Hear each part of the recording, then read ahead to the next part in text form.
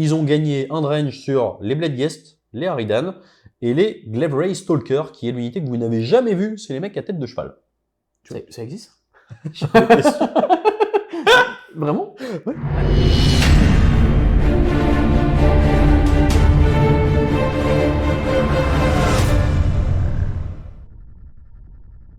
Salut, et on se retrouve pour une toute nouvelle vidéo, un tout nouveau rapport de bataille en compagnie de Mister Z. Mister Z. Donc non, pas du tout, pas un rapport de bataille. On se retrouve pour le Battle Scroll tant attendu, Ouais, tout à fait. qu'on a attendu, je pense, facilement 2 mois. Beaucoup trop longtemps. Beaucoup trop longtemps. Pour vous faire un petit peu l'historique, historiquement, ça sortait au mois de décembre. Ouais. Ensuite, c'est arrivé au mois de janvier. Oui. Et là, Games nous a fait peur. Il y a une dizaine de jours. Il nous a dit peut-être en février, sinon en mars. Ouais. Alors, la personne crédule dira que ils nous ont prévenu que c'était suite au LVO, que c'était plein de bienveillance parce qu'ils ont spoté des problèmes dans des listes qu'ils n'avaient pas forcément anticipées avant. Ce qui est vrai pour le coup. Ce qui est peut-être vrai, on ne saura jamais. On a quand même vu des changements dans le Battle Scroll qui ont l'air liés à ce qui s'est passé là-bas. Ouais, tout à fait. Mais c'est vrai que c'est un peu tard. Maintenant, on va pas se plaindre parce que ça opère des changements plutôt appréciables. Ouais, puis aussi parce qu'on a un training ce week-end, Ouais. ça nous aurait sacrément emmerdé que ça sorte juste après. Voilà. C'est vrai. Ceci étant dit, on va attaquer tout de suite. Alors, c'est une mise à jour, en fait, c'est un Battle Scroll, hein, donc on n'est pas sur un changement de version équivalent manuel général, on est vraiment sur un ajustement des coups en point et de certaines règles un petit peu pétées. Ils en ont profité pour faire une passe sur les BT qui sont sortis récemment, du coup les cités de Sigmar notamment. Et voilà, on est quand même, et les fakes, on est quand même sur une version qui est, pour moi, je sais pas ce que t'en penses, la meilleure qu'on ait eue depuis facilement, moi, depuis que je joue au jeu. Ok. Non, mais je pense que tu as raison. Moi, je suis arrivé en fin V2, qui, on va pas se mentir, c'était une La version... purge. Alors, moi, j'ai apprécié parce que je jouais Caradron, donc j'étais un peu à l'apogée du plus sale. C'est toi que les gens détestaient, en ouais, fait. exactement. Donc, j'avoue que c'est une période que j'ai pas mal vécue, contrairement à d'autres. On a eu un début de V3 qui était super cool, parce que beaucoup de nouvelles mécaniques, etc. Moi, je sais que j'ai fait une grosse pause, un peu parce que manque de renouveau, les saisons changeaient trop rapidement aussi, on n'avait pas le temps de s'asseoir et de monter une armée, etc. C'est très vrai ce que tu dis, parce qu'il y a eu une période où en fait c'était tous les 6 mois. Ouais, et ce qui est pas du tout, ce qui est trop peu. Même en étant des gros compétiteurs, et je parle même pas des personnes qui sont là pour jouer avec les amis le week-end, etc.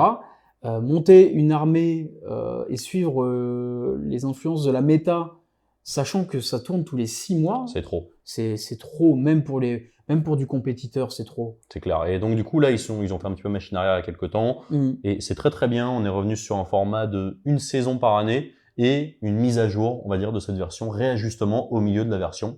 Oui. Enfin de la version du manuel général, qui en fait est hyper appréciable. Ouais, tout à fait. Et j'aime bien aussi le clin d'œil un peu fluff, parce qu'il me semble que ce Battle Scroll s'appelle Nullstone Cache. Ouais.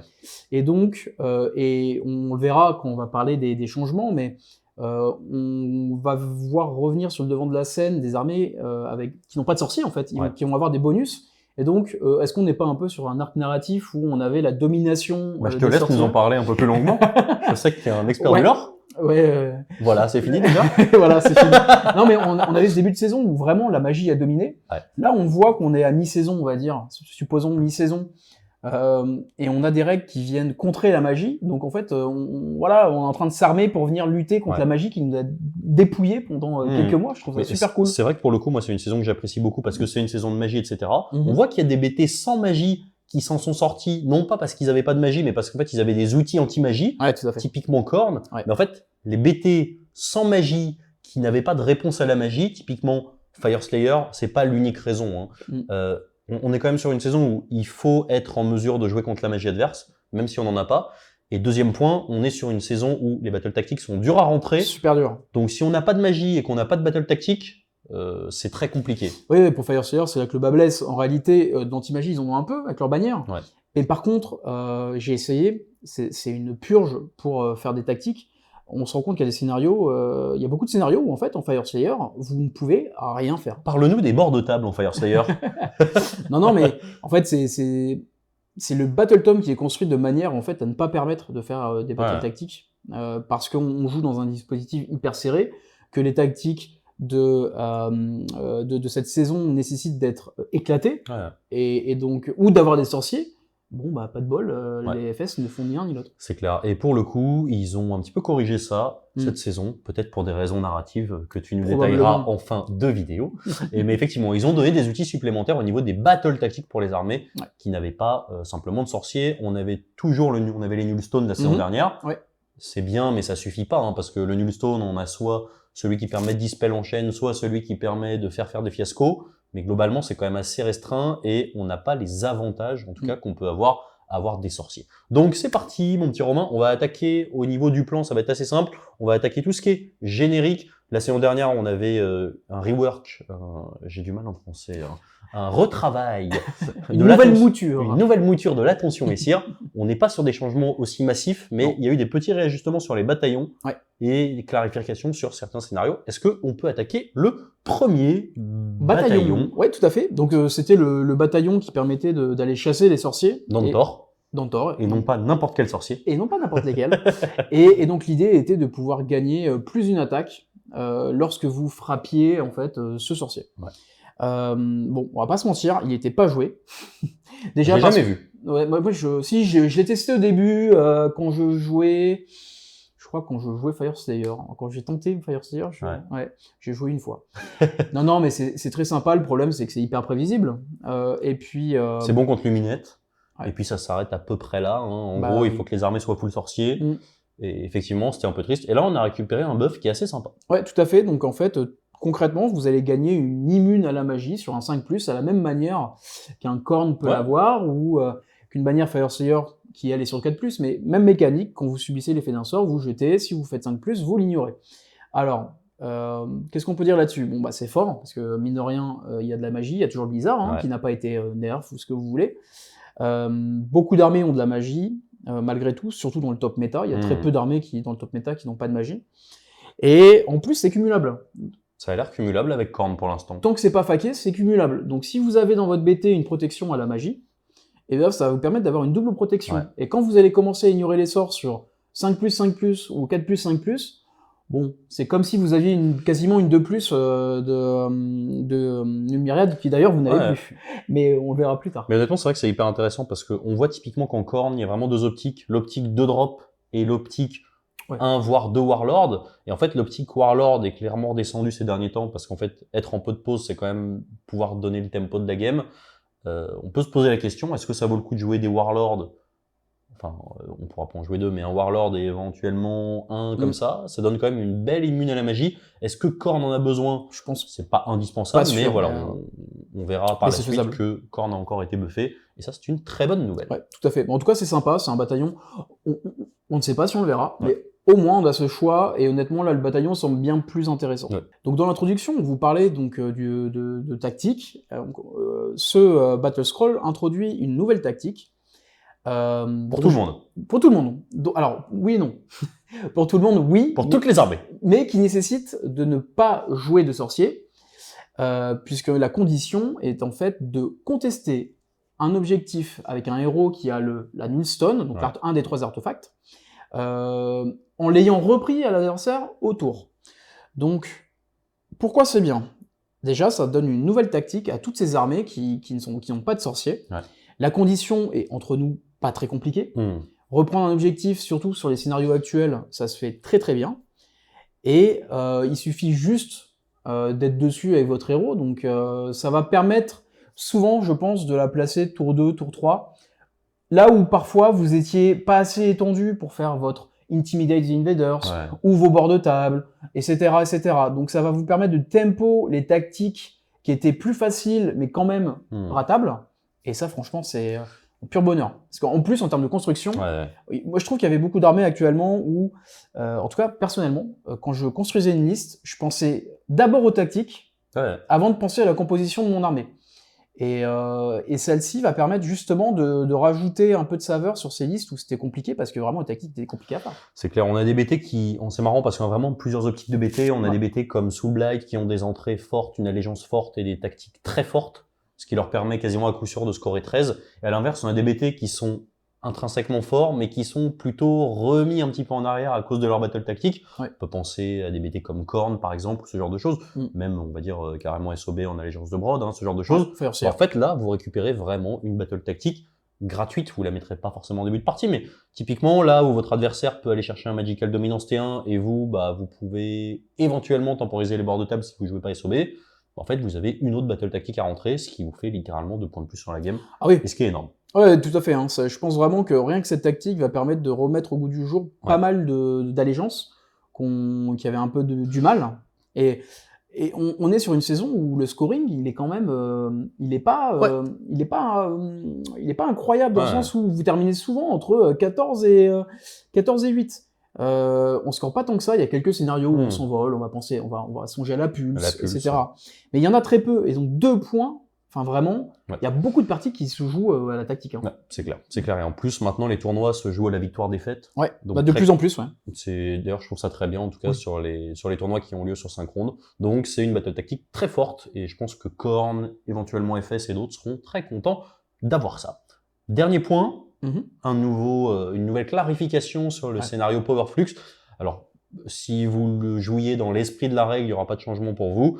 Power Flux vous dit maintenant, grosso modo, c'est un scénar qui vous offrait 1 point supplémentaire si vous aviez tué un sorcier. Le petit souci de ça, c'est que dans les règles d'AOS, on score les points à son tour. Donc si vous étiez joueur 1 et que vous tuiez le sorcier adverse sur son tour à lui, vous ne marquiez pas le point. Ce qui est quand même logique quand on prend les règles raw, stricto sensu. Maintenant, c'était quand même un petit peu une aberration. Donc, ils ont clarifié. À l'inverse, il y avait même des abus avec ça. C'est-à-dire que si vous étiez sûr de perdre votre sorcier, en étant joueur 2, il valait mieux aller le sacrifier plutôt que accepter que votre adversaire prenne un point supplémentaire. Tout à fait. Donc, la clarification, le point du sorcier se score à la fin du round. Plus de débat. Si vous avez tué un sorcier dans le round, vous avez 1 point supplémentaire. Ce qui équilibre encore, en fait, la disparité entre armée non magique et magique. Parce qu'avant, vous scoriez à tous les tours avec votre Antorian Locus, en le mettant sur l'objectif. Et désormais, quoi qu'il arrive, si vous tuez un sorcier à chaque tour, vous allez en fait contrebalancer ce scoring, et c'est appréciable. En étant joueur 1 ou 2. Donc ça, c'est très cool. On attaque tout de suite la première grande allégeance, qui va être la grande allégeance du chaos. Et on va commencer avec les heureux élus de ce Battle Scroll, à savoir Korn. Donc Korn, puisque la nouvelle battle tactique et cette clarification sur Power Flux ne suffisaient pas, ils ont récupéré un petit complément à leurs règles, l'idée étant principalement de ne pas jouer de sorcier en Korn. Alors moi j'étais dans une réflexion de commencer à rentrer un bel accord, ce Battle Scroll m'a dit c'est mort, joue Korn comme on doit le jouer, c'est pas grave. La règle vous dit que lorsque vous avez un sorcier ami qui lance un sort, sur un 5+, le sort est dispel. Donc pour ceux qui avaient des velléités de lancer des Magical Dominance en Korn, si vous êtes sûr de faire 4 ou moins, allez-y les yeux fermés. Mais sinon, je serai à votre place, je le ferai pas. Oui, effectivement. Donc, pourquoi ils ont mis en place ceci? Parce qu'on voyait arriver de plus en plus des sorciers, donc soit du Battle Tome Self Darkness, soit le bataillon de renom de Tsench, qui permettait en plus d'abuser largement en faisant popper. Légèrement. Ouais, en fait, en faisant subir à toute votre armée des sorts, gagnant des points de dîme, générant des enfants du chaos qui vous donnent des points de dîme, etc. C'était assez infâme. Et donc, bel accord, comme tu l'as cité. Donc, ce qui ouvrait une tactique et ce qui permettait de générer des points d'invocation dans un BT où l'invocation est super forte. Parce qu'on rappelle, il y avait le fameux Graal des 8 points pour invoquer 20 sanguinaires, Blood Letters, et ça faisait pas plaisir. Et bien là, Games vient de dire, ok, si tu veux le faire, tu peux. Sache que Korn, il est possible qu'il soit pas très content. Donc, vous aurez une chance sur 3 de voir votre sort. Donc, pas de tactique. Potentiellement, un sorcier que vous avez payé qui va pas se rentabiliser. Donc, mais vous avez, pas fou, mais vous avez toujours le choix. Donc, à voir si les gens vont persévérer. En se disant, bon, après tout, j'ai 2 chances sur 3 de le passer. Donc, ça se joue. Comme tu l'as dit, Korn, en termes de tactique, n'est pas non plus sur un des BT les plus simples. Donc, est-ce que tu vas accepter de jouer un 2 sur 3 pour faire une tactique? Je ne pense pas. Non. On attaque tout de suite le plus gros massacre de ce Battle Scroll, à savoir les Magotkin of Nurgle. Un petit coucou, je te fais la bise, mon petit Benji. Qui ont vu la moelle épinière, la quintessence de ce Battle Tome, en tout cas des listes qu'on voyait parfait actuellement, qui tournaient autour d'un modèle, le Scopity, se faire purement et simplement éradiquer. Ouais, tout à fait. Donc, alors, que vient faire ce changement? Ce changement indique que le Slopitai, qui est ce petit héros avec sa petite flûte, à 7 points, que vous pouviez invoquer à 7 points, qui n'était pas très cher en termes de points non plus, donc qui est un démon, et vous aviez une règle, au début de phase de combat, vous choisissiez un air, Honnêtement, je connais même pas l'autre, parce que celui qui était utilisé par tous Je les crois qu'il y joueurs en de avait Nurgle, un qui mettait des BM sur du 6. Un oui, truc ça comme doit ça. être comme ça, mais tous les joueurs de Nurgle prenaient l'autre effet. Il me semble que dans le nom, il y a Fart, enfin, ça doit parler de Prout. Oui, Euh, je l'ai vu, ça m'a marqué. Oui, oui, oui. Et donc, que disait la règle simplement? Si vous étiez engagé avec des héros, enfin, des démons qui étaient Wally Within 14 Ouais. de ce sloppy tie, vous ne pouviez pas finir un mouvement d'engagement plus proche que vous Ouais. l'aviez commencé. Grosso modo, pas de peeling, quoi. Alors, pas de piline avec la nuance que si vous y étiez à plus de 3 pas, vous n'étiez pas engagé. C'est donc- par figurine, ça Ouais, qui était assez C'était intéressant. par modèle. Donc si vous étiez à plus de 3 pas, vous pouviez quand même faire votre piline la première fois, puis après vous étiez Ouais. complètement baisé, excusez-moi le terme. Eh bien, c'est simple, c'est fini. Désormais, Games a dit -1 à la touche. Bon, Ouais, c'est hyper violent. Ouais. C'est hyper violent, mais en fait, j'ai envie de dire que le souci qu'on a actuellement, enfin qu'on avait avec ce BT, c'est qu'en fait, c'était un BT qui était déjà extrêmement frustrant, dans le sens où on ne pouvait pas jouer, on ne pouvait pas pin, on pouvait pas faire grand-chose. Les armées qui avaient peu de range sur leurs armes restaient coincées. Ouais. Et si on n'avait pas de double tour, on se désengageait jamais. Ouais. Donc en fait, on passait la partie dedans. Et il se passait rien, en fait. Voilà. Et c'est aussi le problème de ces armées qui tournent autour d'un War Scroll, eh oui. qui est alors spammé, ça dépend, hein, à l'échelle d'une unité, c'est pas la même chose qu'à l'échelle d'un héros, mais grosso modo, vous ne pouviez pas voir d'armée de Nurgle dans les moutures Glotkin, bête, légèrement de porte-peste, sans Slow-Pity. Peut-être pas dans la liste, mais au moins à l'invoque T1. Ouais, exactement. Et honnêtement, même les joueurs compètent le jouaient directement dans la liste parce que tu pouvais pas encourir le risque de ne pas avoir tes points d'invoque pour X raisons, etc. Pour l'invoquer ou pas pouvoir l'invoquer à un endroit sympathique. Mais bon, voilà, c'est clairement un assassinat. Ouais, clairement, c'est un assassinat. Bon, parlons pas trop vite. Encore une fois, là, le retour qu'on va vous faire ce soir, c'est à chaud. Peut-être qu'il y a des choses qu'on ne voit pas. Mais honnêtement, je suis pas sûr que le BT de Nurgle s'en remette dans les moutures où on le connaît actuellement.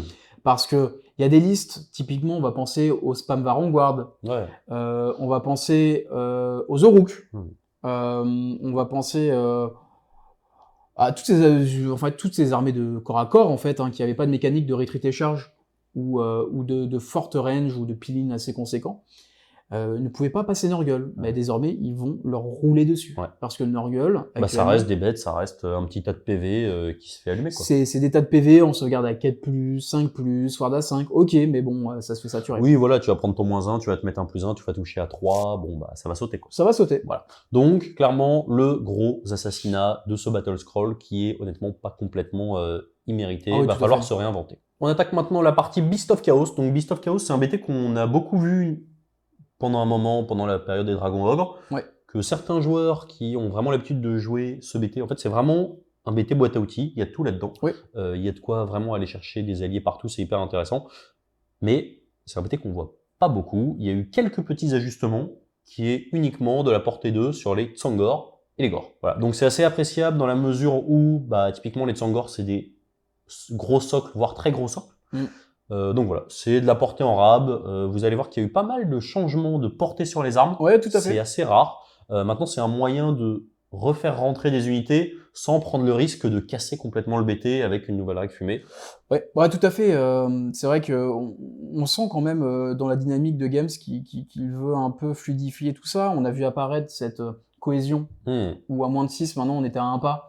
Ce qui en fait a complètement libéré tout ce qui a été monstrueux, enfin infanterie monstrueuse concrètement. Et d'ailleurs, on en voit beaucoup plus. Il y a beaucoup plus de personnes qui en jouent, et à juste titre, parce qu'en général, vous avez deux modèles de plus qui frappent. Ceux que vous laissez derrière, en général.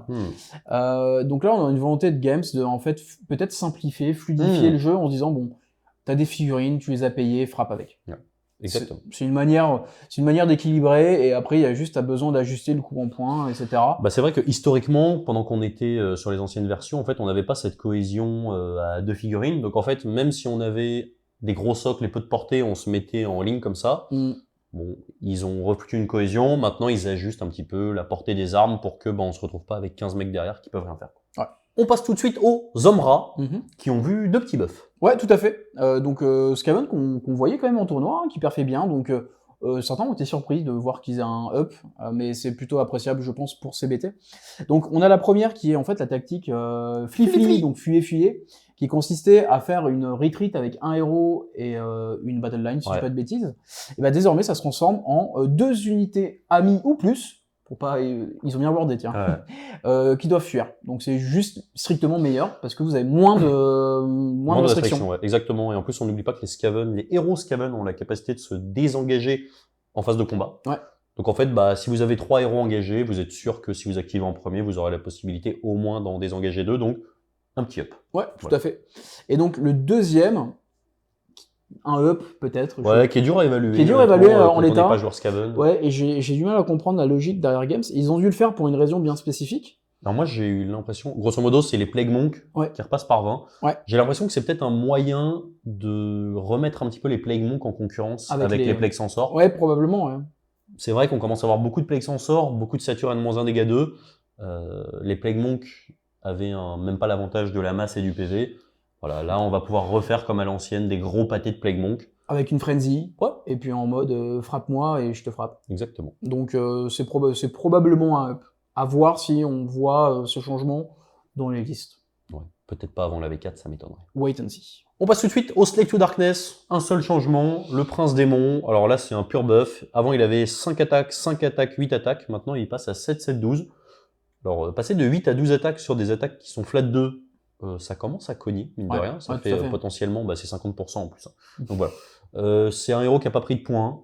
Donc c'est que du bénéf. Voilà, c'est que du bénéf, c'est cool, parce que mine de rien, on a vu beaucoup de Prince Démon au moment où on a commencé à voir les marques, parce que c'était complètement fumé. Quand ils ont Schlass la marque de Nurgle, on en a plus vu. Voilà. Ouais, non, c'est un héros qui est solide. Et je pense que...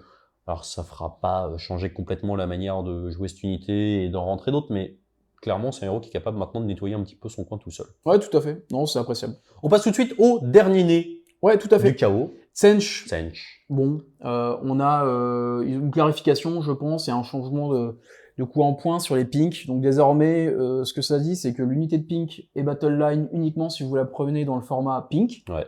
Et vous avez le choix de prendre 2 autres formats, qui sont le format blue et brimstone, qu'on avait perdu, il me semble, depuis un moment. Ouais. Donc en fait, si jamais vous jouez que des blues, donc par 10, ça va vous coûter 120 points, ce n'est pas battle line, heureusement.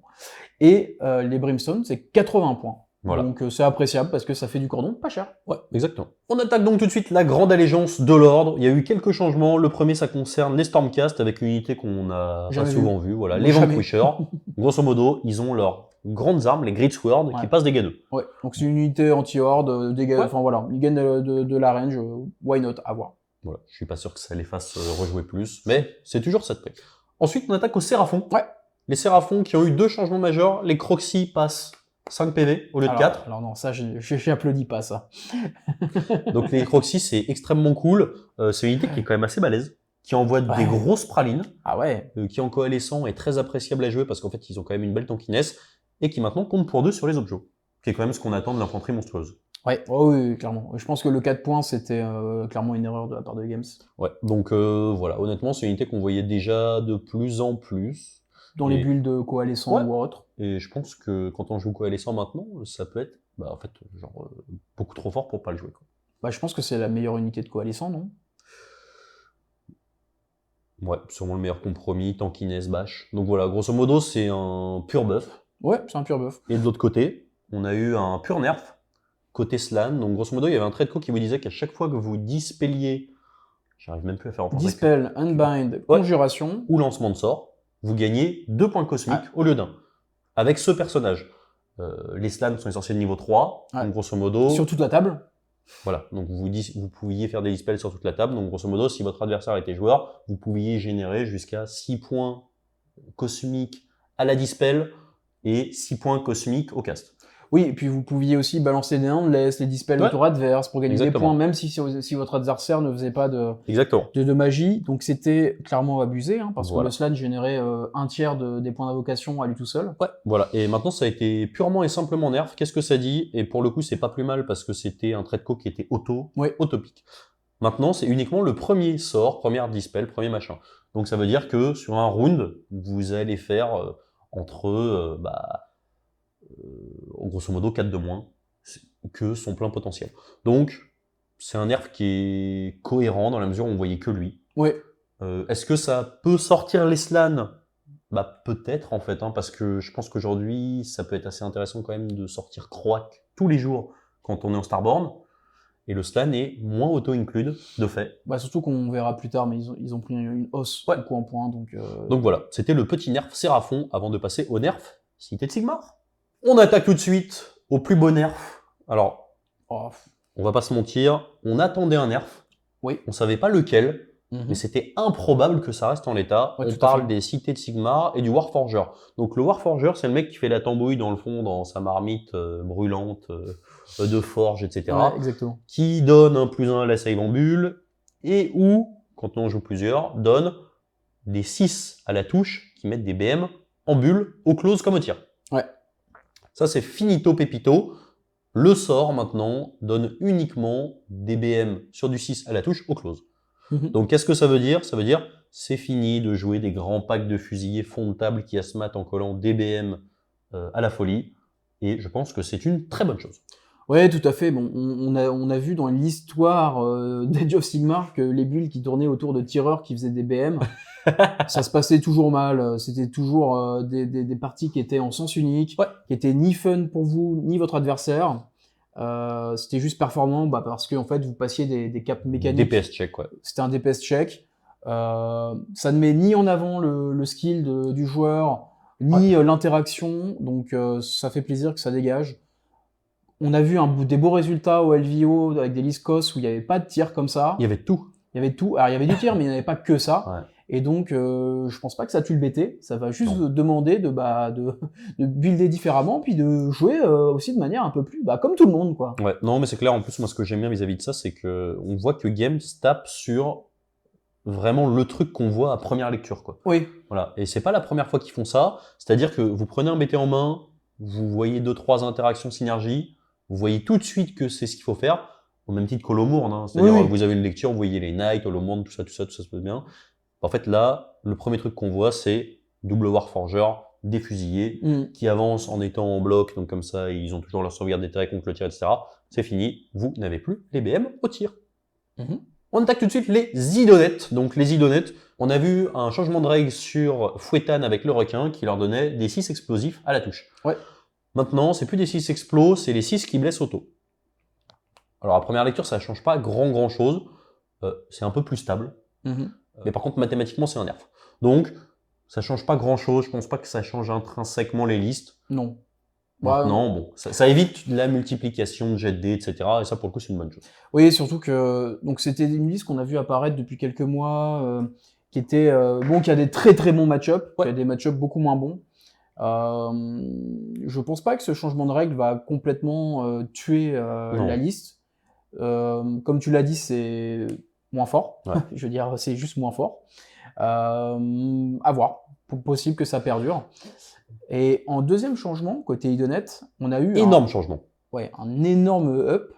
Donc, vous vous rappelez, les Eidolons de la mer, il avait un sort qui était déjà très cool, hein, qui était à range 12, qui permettait de cibler des 3 unités et de retirer -1 à la sauvegarde contre les attaques de mêlée. Ouais. Et bien, cumulable sur la même unité. Cumulable sur la même unité. Et on s'est longtemps demandé si c'était pas une erreur, un glitch ou quoi. Mais ça n'a jamais été faqué ou autre. Et donc là, on a une fac qui confirme que ce n'est pas une erreur, parce que le wording n'a pas changé. Par contre, on a gagné +6 à la range, donc on est à 18, et maintenant il n'y a plus de D3, c'est jusqu'à 3 unités. Ouais. Donc je vois aucun monde où vous ne faites pas 3 à chaque fois, mais c'est vraiment très fort, et je pense que ça peut justement, avec les Déprimo, venir inciter les joueurs idonnettes à jouer des builds de corps à corps et à laisser tomber ces requins ou en jouer un petit peu, etc. Ouais. Donc je pense qu'on va voir venir des nouveaux builds. Non, mais c'est clair, en plus c'est une figurine qui était très tricky, il y avait moyen de le téléporter, de lancer des sorts, etc. Là, si vous vous placez bien, honnêtement, il y a moyen de faire des cartons, hein, parce que retirer 1 à la save sur 3 unités, c'est juste extrêmement fort. Mais ce que j'aime bien aussi, parce que quand on essaie de voir un petit peu pourquoi ils font ça, c'est aussi un moyen de ramener le corps à corps sur Idonette. Ouais. Ce qui est typiquement ce qu'on ne voit plus depuis longtemps, en fait, depuis que les murets ne sont plus là. Ouais. Et voilà, donc c'est un moyen assez intelligent de la part de Games de dire, ok, là les gars, on vous a pondu un perso, il est fait pour aller debuff au close, donc jouez du close, quoi. On enchaîne tout de suite avec les petits ronds barbus. Ouais, tout à fait. Et je parle pas de toi. Je suis pas roux. Donc bon, concrètement, les Fire Slayer, en termes de changement, ils ont simplement gagné sur les Vulkits, une range de 2, ce qui, entre nous, est tout à fait excellent. Parce que on pouvait être réticent à jouer des packs de 20, voire de 30. parce que avec un de range, c'était Soc de 32. Ouais, le soc de 32, c'était compliqué de mettre tout le monde au corps à corps. Là, range de 2, vous allez commencer à tartiner de manière énervée. On a vu qu'on avait donc au début, on a vu qu'on avait une nouvelle tactique. On commence à voir des choses qui vont peut-être permettre de sortir Fire Slayer. C'est clair. Wait and see. On attaque tout de suite la meilleure grande alliance de ce jeu, à savoir la DES. Oui, c'est vrai. Merci. C'est vrai que maintenant je joue la DES. Donc, se foutait de ma gueule, alors qu'en plus il joue au B. Non, c'est juste que j'ai oublié que j'avais prêté allégeance à la DES depuis quelques mois. Merci, tu es revenu dans le rang. Donc on attaque tout de suite avec les Nightaunt. Les Nightaunt, c'est simple. Ils ont gagné un de range sur les Bloodghast, les Harridan et les Glaive Stalker, qui est l'unité que vous n'avez jamais vue. C'est les mecs à tête de cheval. Ça existe? Vraiment? Ouais. Ah mais si, je vois. Attends, mais ils sont... Mais c'est eux là, tu vois? Tête de cheval. Oui, tu les as jamais vus sur table.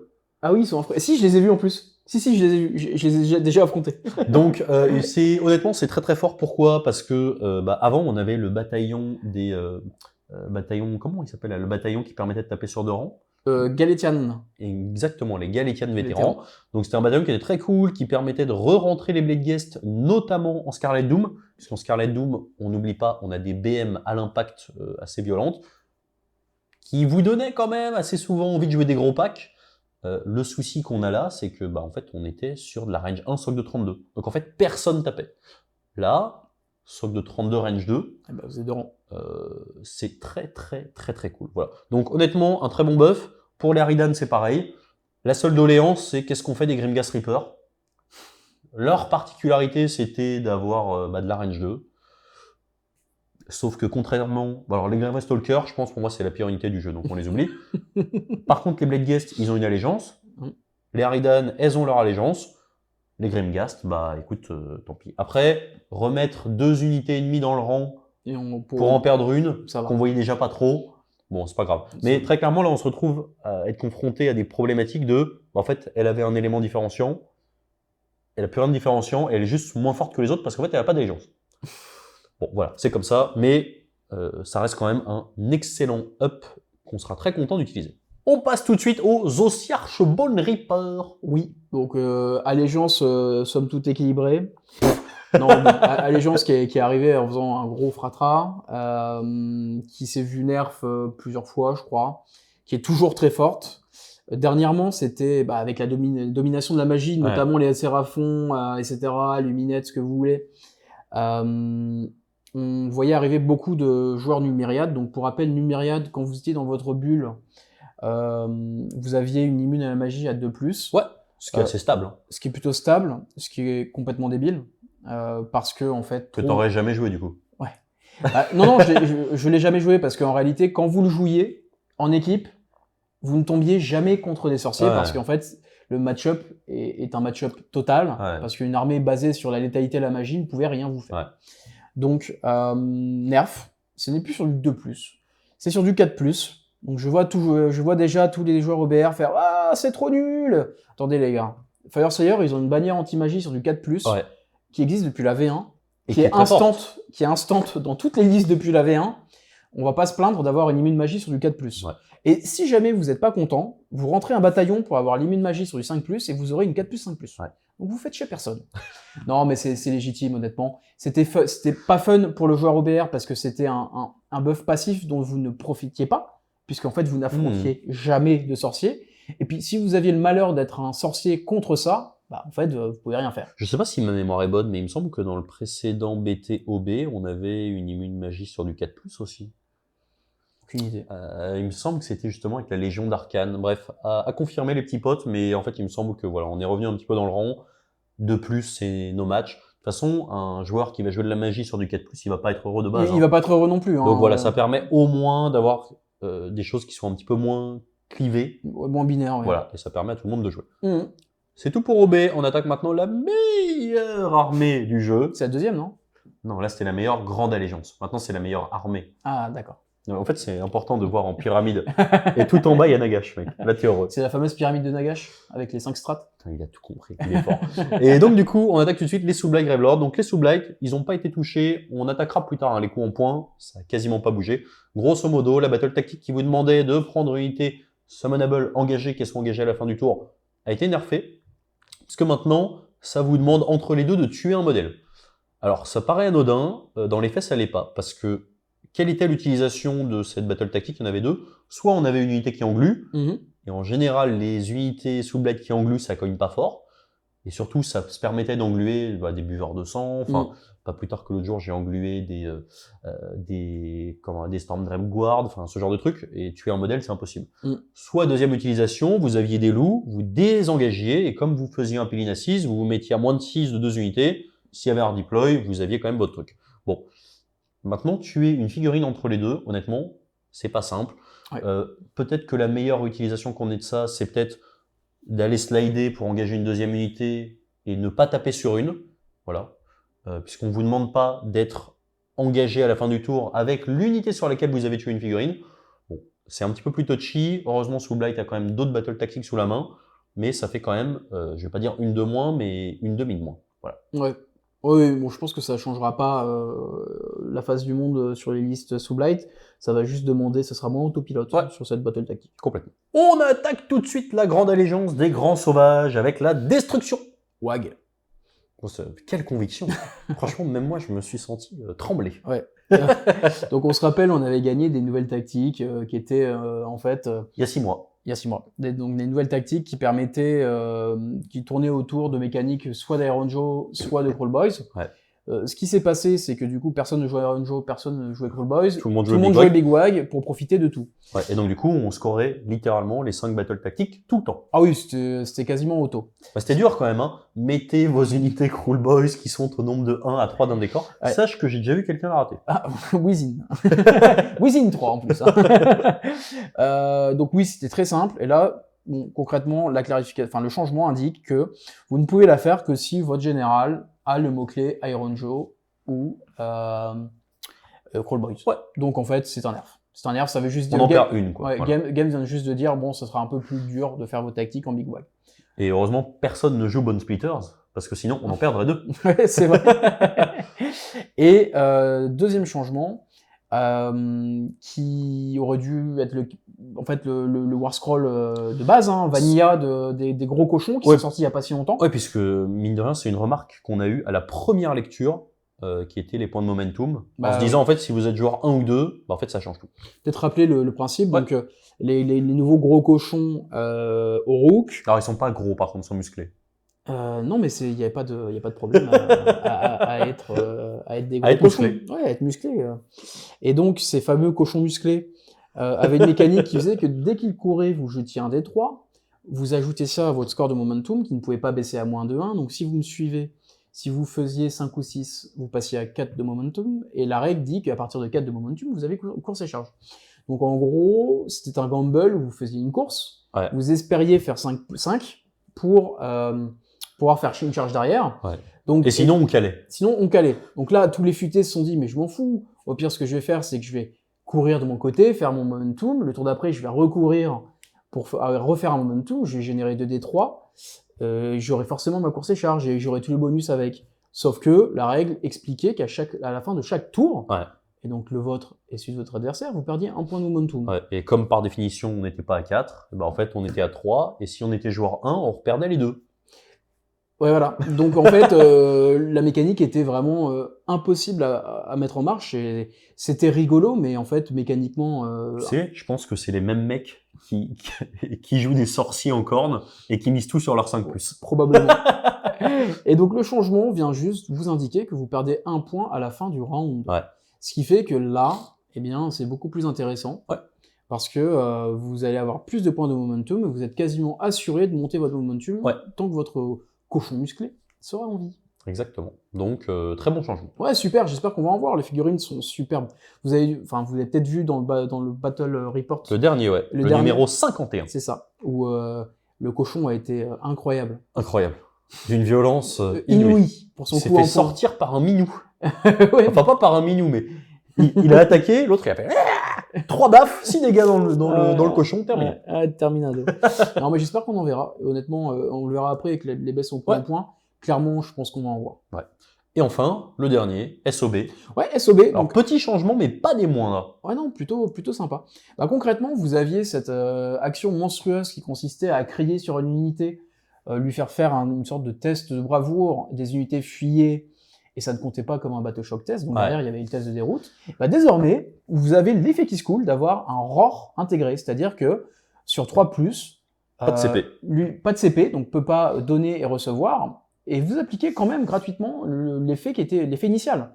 Donc c'est juste strictement meilleur, et ça veut aussi dire que vous avez 2 ROR désormais en Et ça, SOB. c'est énorme. Et ça, pour le coup, c'est extrêmement fort. Parce qu'en SOB, vous aviez ce besoin, en fait, vous tapez fort, mais vous avez une perforation qui est pas non plus phénoménale. Donc le fait de ROR, c'est super utile. Et puis le fait de ROR, c'est aussi retirer de la létalité en face. Et comme vous avez une sauvegarde à 4+, quand la personne ne peut pas se mettre plus un hit, et ben vous êtes content.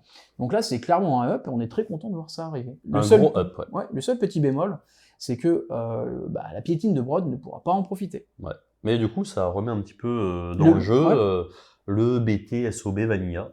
Voilà. Mais ça c'est cool. Tout à fait. On va tout de suite attaquer les changements de coups en points. Alors, on va pas faire ça de manière exhaustive parce que, honnêtement, les +5, -5 dans un sens comme dans l'autre, ça change pas grand chose. On va vraiment essayer de vous donner une petite tendance sur ce qui nous a marqué, c'est-à-dire sur les armées, les listes, même plus que les armées, les listes qu'on voit actuellement. Qu'est-ce qui a été visé et pourquoi? Est-ce que ça les laisse dans le jeu ou pas? Ça, on verra par la suite. Mais on attaque tout de suite avec ceux qui ont ramassé. Voilà. On commence par qui? On peut commencer par l'Écosse. Effectivement, les cités de Sigmar. Donc qu'est-ce qui a ramassé? On a eu +20 sur les 2 types de Steam Tank. Ouais, tout à fait. Donc le commandeur et le non-commandeur. Pourquoi? Pourquoi? Parce qu'en fait, on voit des listes qui se baladent avec 5 tanks à vapeur. Ou voire 6. Voilà. Et au LVO, ça a fait top 8, ça a même fini 2 ou 3e, je crois. Ouais, donc déjà, ça se prend déjà le nerf du Warforger. Ce qui est déjà une bonne chose. Et deuxièmement, la Command Corp, qui prend 30 points. Alors c'est beaucoup, mais en fait, je m'attendais à un autre type de nerf. Ouais, moi je pensais qu'on ne pourrait pas cumuler les effets de la Command Corp. On le peut, ça coûte 30 points. Ça veut dire que si vous en jouez 2, ça va faire plus 60 points. C'est quand même pas anodin. Est-ce que c'est suffisant? Pas sûr.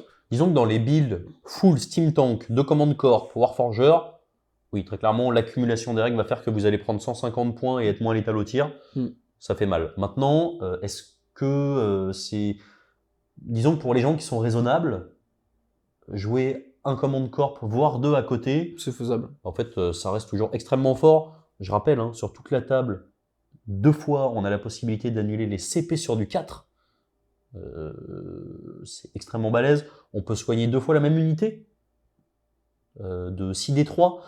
Ça fait beaucoup. Voilà. Donc honnêtement, il y a quand même des choses qui ont été nerfs de manière logique et d'autres choses où on s'attendait peut-être à avoir des nerfs supplémentaires. Oui. On notera quand même que toutes les unités que jusqu'à maintenant on ne voyait pas ont tous subi en fait une baisse en coup en point, y compris le Warforger, parce que pour le coup lui il a pris un nerf hammer. Ouais, il a bien ramassé lui. Donc c'est légitime qu'il coûte, je crois, 10 points de moins. Exactement. On attaque tout de suite la deuxième armée qui a pris une bonne baffe, en tout cas dans les moutures qu'on voyait régulièrement sur les tournois, à savoir les Gloomspite Gits. Donc qu'est-ce qu'on voit en tournoi en Gloomspite? La plupart du temps on voit plus Kragot, on voit 2 gros voire très gros packs de Wounders. On voit des fanatiques à côté qui sont là pour les buffer. On voit les Gobapalooza. Ils ont décidé de taper sur les Boingrod Bounders et les Gobapalooza. Pour les Palooza 10 points, ça change pas grand-chose dans la mesure où en fait, c'est une unité qui est unique, donc ça change rien. Par contre, les Bounders, 10 points, ça veut dire que si vous vous amusiez à en jouer 2 x 15, c'est 60 points sur la liste. À noter quand même que les Gloom aiment bien jouer à relativement peu de points pour aller chercher des triomphes, etc. Donc, c'est un nerf, ça va vous faire sortir une unité qui reste quand même en Gloom, une unité de synergie et de combo. Voilà, c'est un nerf, ça fera pas chuter l'armée, maintenant elle va peut-être pas se placer toujours dans le très haut du classement et rester dans le, disons, mid-tier plus. Voilà. Ouais, tout à fait. On attaque tout de suite les maîtres des cieux, les Caradons. Ouais, donc c'est vrai, une allégeance qui était bien revenue. Là concrètement, c'est un coup dans le groin pour les Caradons. En fait, c'est simple. Vous prenez toutes les unités qui sont jouées actuellement dans les listes compétitives.